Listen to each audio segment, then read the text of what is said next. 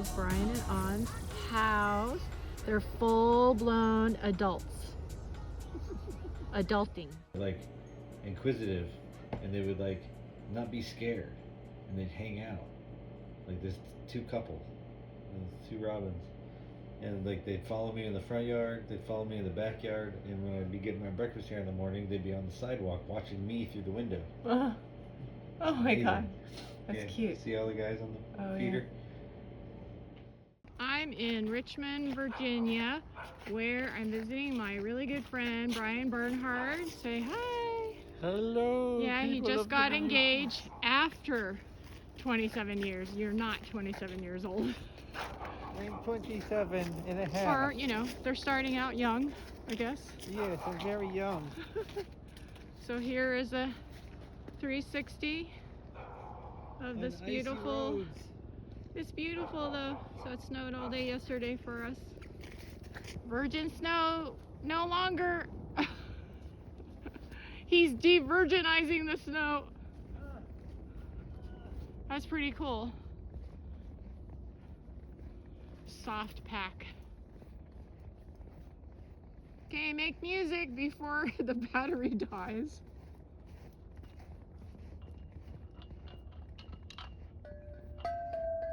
Oh, that's cool. I can see why the kids would love to come here.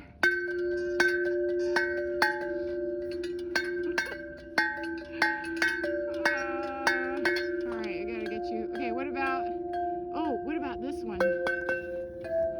Oh, that's pretty. That was pretty. Wait, I gotta do this one. You get one, I'll get the other. Okay, good. Okay.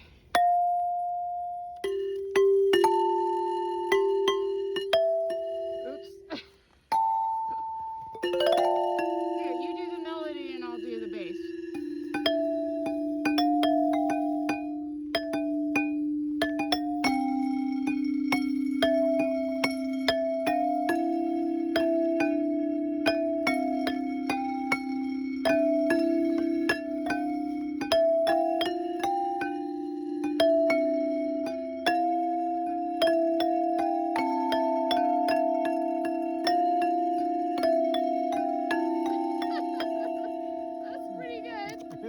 For, you know, a couple of non-practicing musicians here. All right. Wait, you want to give me my glove? Yeah. I'm gonna throw something at you. All right. Anything else? Any percussions? Oh, there's the drum, the little bongos right there where you can touch. Oh, the ones in the middle.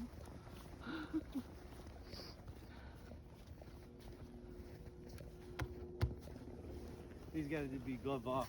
Glove off.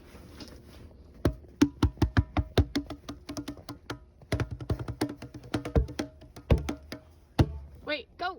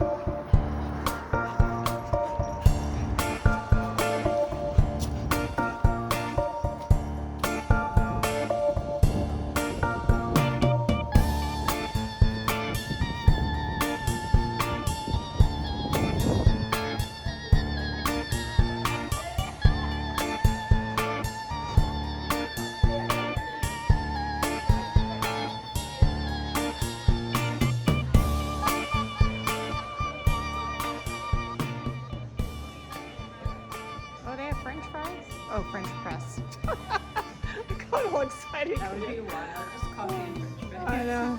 Hey, it's a new market. Sounds interesting. Do you guys have hot chocolate? Yeah, I can do hot chocolate.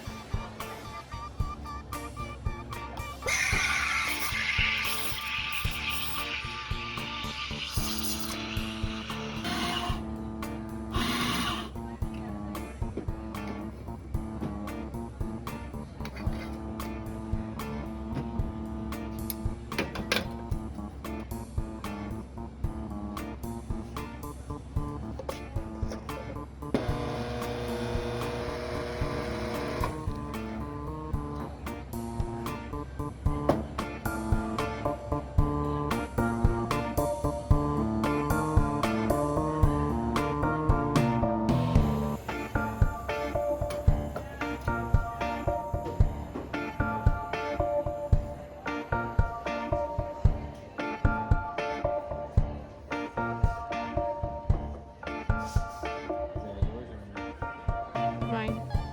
That's good. I know. You should explain how you met me. You tell it better.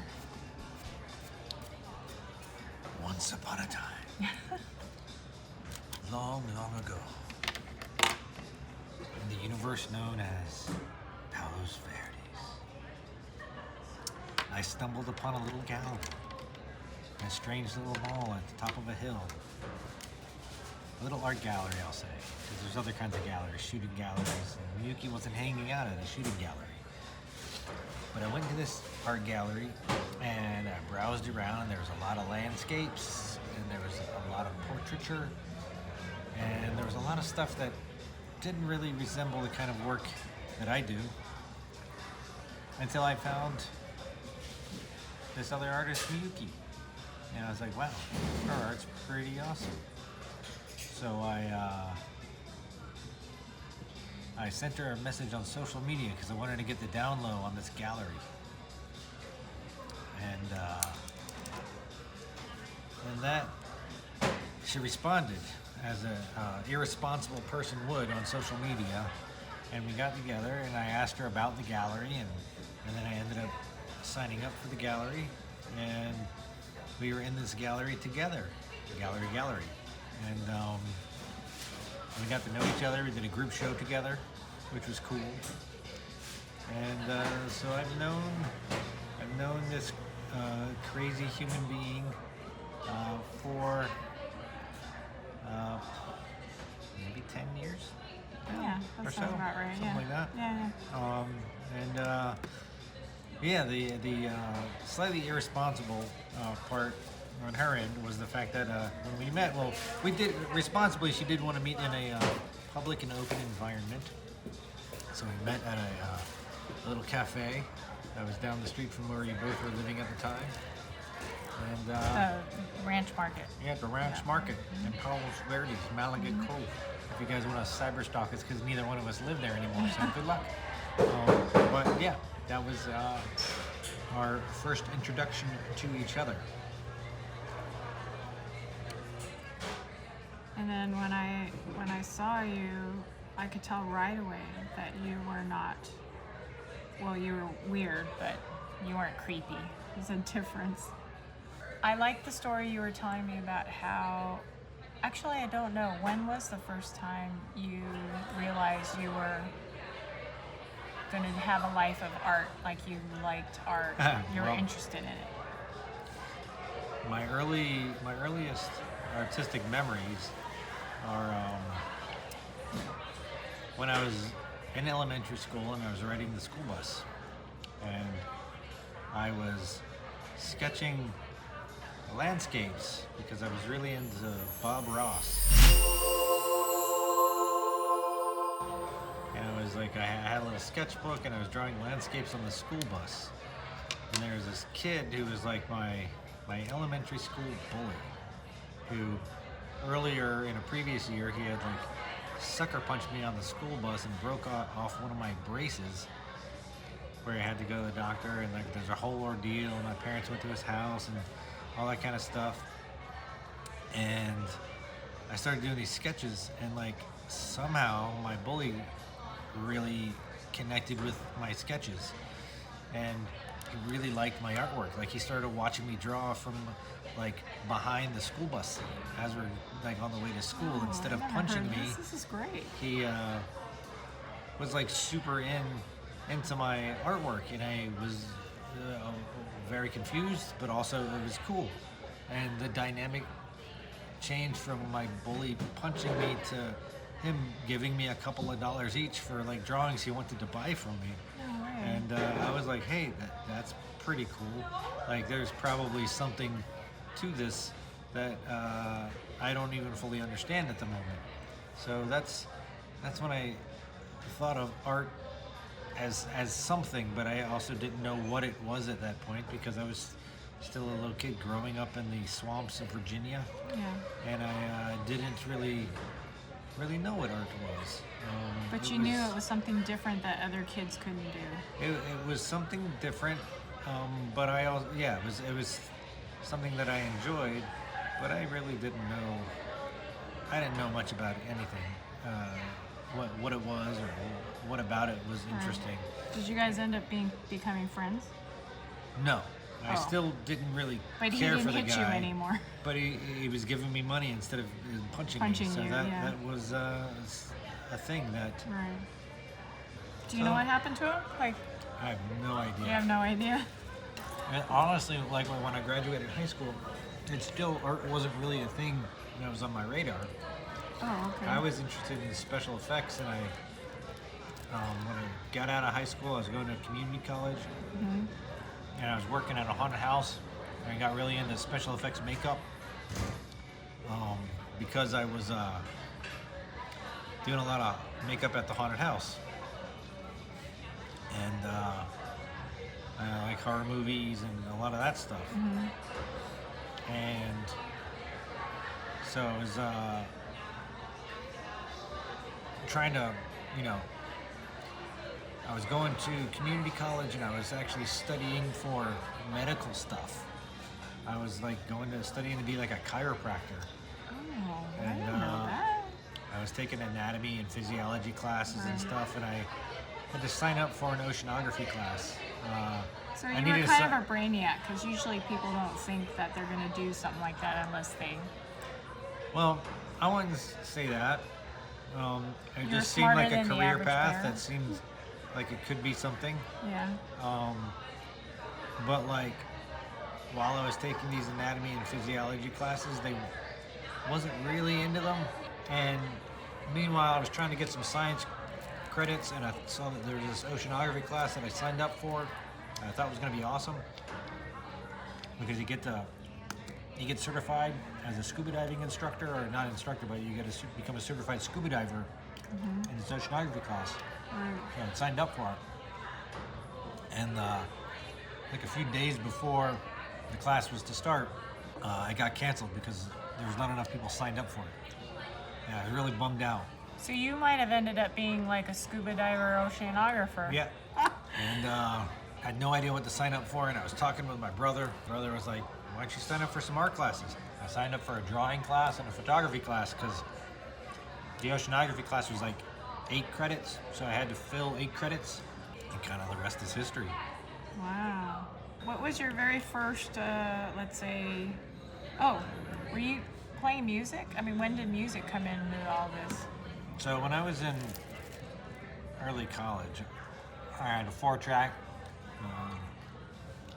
got a bass guitar, and I was recording all this weird stuff. My But brother did you was play already. before? I didn't really. I wanted to play music when I was a kid, and I had a guitar that was given to me by my grandfather. But my parents made me make a choice between martial arts Yeah. classes Oh, or right. music classes, Right. and at the time I chose martial arts. That saved So- you from your mom. So through my teen years, I was doing martial arts, but I still had this guitar, and had a tape recorder. And at a certain point, I had some friends that we formed our own band when we were like 9 and 10.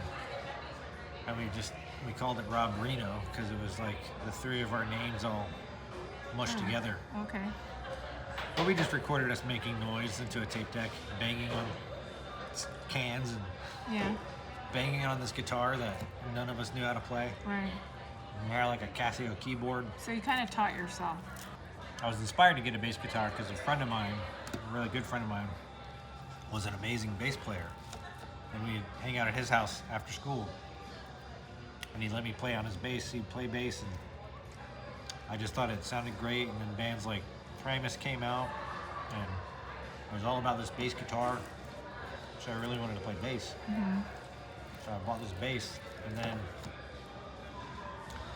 I signed up for this bass lessons at this little music place that was near where I lived. Except it was the kind of situation where I didn't feel like I was actually learning anything because the instructor he asked me to bring stuff in, and then he would show me how to play something that I brought in. And I kind of wanted to learn more music theory stuff. Yeah. Like serious music. And so I started, and like the music that inspired me was like Primus. So I'd bring a Primus song in and be like, can I learn this? And the instructor at the school was like, nope, I have no idea how to do that. Oh, wow. Because it was like I suddenly was bringing in some of the most complicated bass lines that are out there. And, you know, the bass player for Primus, Les Claypool, is kind of inhuman in his ability to play. So asking a guy that's teaching at a local music school to play that went a little above his head. Well, not only that, but usually bass is like secondary in the background, kind of holding beat, like it's not with it's not Primus. right. Yeah. Well, incorporate it. Yeah. Where did you go to school? Community college. I went to Tidewater Community College. Well, where'd you get your degree before you got your master's? That was undergrad. Okay, And yeah. I went to VCU, Virginia Commonwealth University. Okay. Where I ended up getting my BFA, majored in sculpture and minored in painting. Cool. So then, why did you get your master's? Because I looked into it, it's a lot of work. I figure if you can get into the program to get your master's, you should get a master's.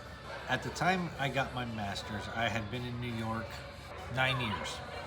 Oh, okay. And I had been working professionally in television for 9 years. But always, you know, as an artist. So it's like I wanted to make art. And I had already produced a TV series about artists where I profiled artists of all shapes and sizes and skill sets and backgrounds in New York City that won some awards. And I got really good at telling other people's stories, but I was not really pursuing my own story. So I was like, let me explore what I want to do for a bit. So late in life, I went and got applied to Parsons School of Design and got a degree in technology and design. The one in New York. That was in New York. Because there's one in San Francisco, or used to be anyway. And so that's where the master's degree came in, because there was not a lot of people in my immediate family had pursued a master's degree, and so it's like, let me do that, just to have the accomplishment under my belt. And then it wasn't too long after that when we ended up moving to, after I graduated, we moved to Los Angeles just to pursue something else different. Where along the lines was this where you met on? Basically just after graduating from VCU. Okay. And I got a job at a TV station. I was pursuing production work, but I got a job as a master control operator because that's all that was available. Master control operator, for the lay person, is the person that at that time ran the switchboard that sent all the programs to broadcast. She was working there at the time as a secretary, sales assistant to the sales department. Was she going to school at the time? She had already graduated. Well, she dropped out of vet school. Med or vet? Vet. Vet. Oh, I didn't know that. And because she didn't like that, actually having to operate on animals' part. Oh, yeah. She was working there, and she ended up training me on some of the gear, actually, because she was moonlighting in master control in the sales department. And then we connected from there. Did you like her right off? I mean, you usually, Oh, you know. she was super nice. Yeah, you really liked her right off. She was bringing me free food from the sales Oh department. yeah, that's right. I remember you telling me that. So obviously she liked you too, because that's what girls do. You know, we do things like bring food or coffee. I don't know if I ever saw like your earlier art. Did you how do I ask this? When I look at the progression of my drawing, it's nothing like this, because I got a degree in illustration as well as graphic design, right? So I ended up getting jobs that went along with the graphic design, mostly technical. So everything I had before was like perfect, realistic, lifelike, technical, drive you to drink kind of stuff. What I do now is the polar opposite, you know, doodling, draw, you know, off the cuff, and all the colors, any of the colors. Things that you were told not to do. Don't use, you know, red and green together. Don't use magenta and purple together. Not only did I use them all together, but I used all of them, all the ugly combinations. And, you know, it ended up being something really, you learn to see what it looks like printed, right? You paint it together, it doesn't look good, you paint over it. So where along the lines did you, because you got a master's in basically drawing, right? I think you told me you got a master's. My master's was in design and technology. Okay. My bachelor's was in sculpture and painting. Okay. So, But in that process, I mean, I started taking drawing classes at TCC before I ever got into the other stuff. And so, And I kind of made the choice. I was doing drawing, and I was doing photography, and I was doing painting, and I was doing sculpture, and I had come to the decision. Like I started off doing relatively like figure drawing, like realism figure drawing and stuff like that, and I got pretty good at doing life drawings and stuff. Quick life drawing sketches and stuff like that. And I kind of made the decision, like the kind of art that connected to me the most was not stuff that was necessarily the most technically proficient, realistic rendition of a thing. And I'm like, well, we have photography for that. yeah. The things that connected to me the most were like the art of like Philip Guston and things like that, where it was like the art was expressive and told a story, and it was like made by a madman or like a person with just insane amounts of energy and things like that were kind of speaking to me in a way that a classic beautiful portrait of somebody didn't connect to me in the same way. And I was fascinated with like artwork that was like, how can you tell this story with as few lines as possible? And artists like Edward Gorey really spoke to me with the technique and style and this sort of minimal use of words and lines and shapes and things like that. Yeah. And I kind of just was exploring a lot of things along those lines, because a lot of those art, like the art that spoke to me, was just not the realistic art, like not. Right. And I found a passion for that type of work as opposed to realism. It's like if I wanted to make a realistic image, I would use the camera. Exactly. That's how kind of I felt, but And it's like I wanted to paid the bills. I also feel like finding one's creative voice is a little more direct when you're pursuing something that you've never seen before, and like taking inspiration from things. But I felt like if I was drawing my interpretation of a thing, it would never be the same drawing that anybody else would draw. Right, and then you get critiqued for it too, because it's not this and it's not that. And you have something to look at and compare. But if you're just drawing whatever you want, however you want, in any way you want,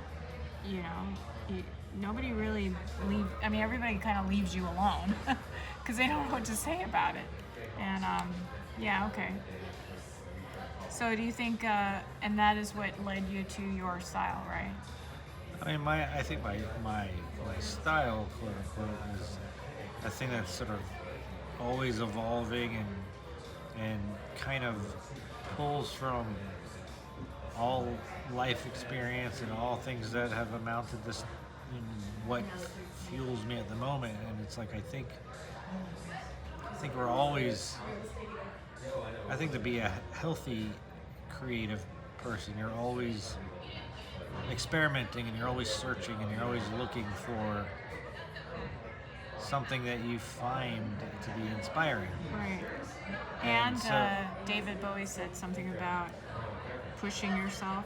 I don't think only he said it, but he's probably the more famous one. No, he's definitely right. You got to push yourself just a little bit more than you did last time in whatever direction that is. Never be comfortable. Well, you know, it was Henry Rollins. Apparently, like early on in like Black Flag, he moved to Redondo Beach. He ended up falling in love with Redondo Beach, and he loved it so much he decided that he had to leave Redondo Beach because he became too comfortable and too happy in the life that he had, and he was an avid believer of having to stay a certain level of uncomfortable to fuel his creativity, which I always thought was interesting. But I kind of get that, because, like, I mean, I could just stay home and be, you know, into being a hermit and whatever, but I do push myself way more than I'm comfortable with. And traveling is a very uncomfortable state. But I don't see it as being uncomfortable. I kind of see it as,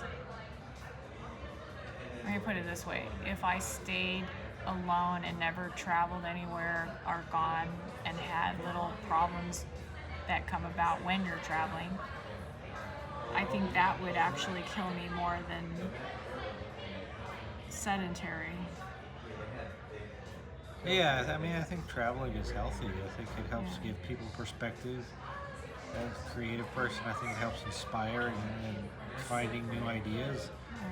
Like immersing yourself in different cultures. I think staying stagnant.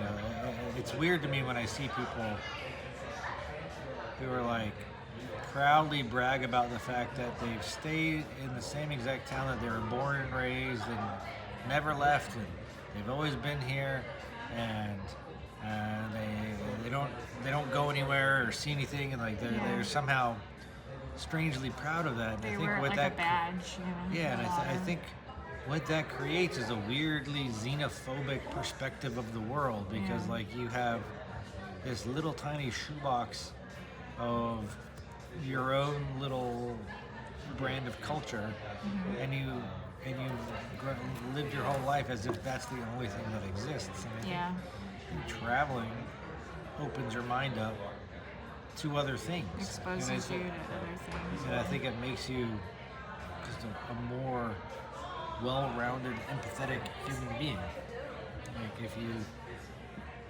like see what else is out there and see how other people live and embrace other cultures. Yeah. I think that's important. So travel. Good. Say hi.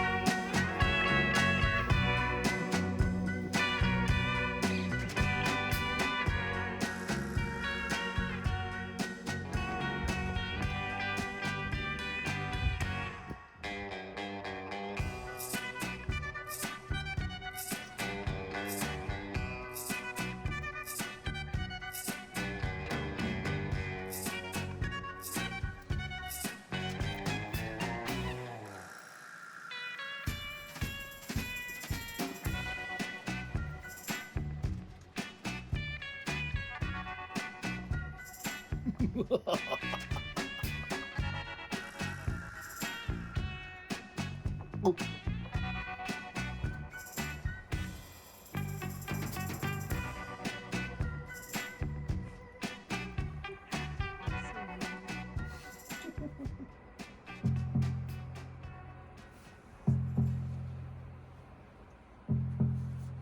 Krampus is an ancient alpine figure, older than Santa, older than Christmas, older than most modern forms of plumbing.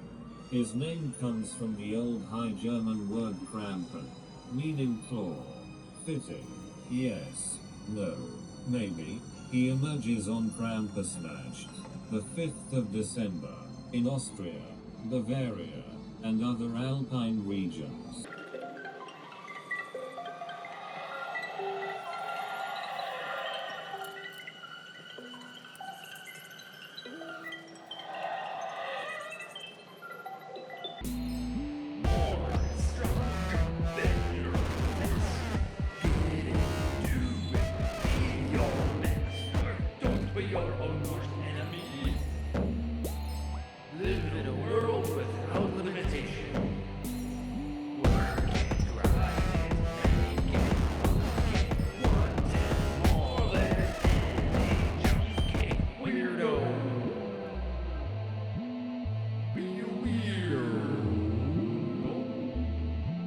Forget the stupid thing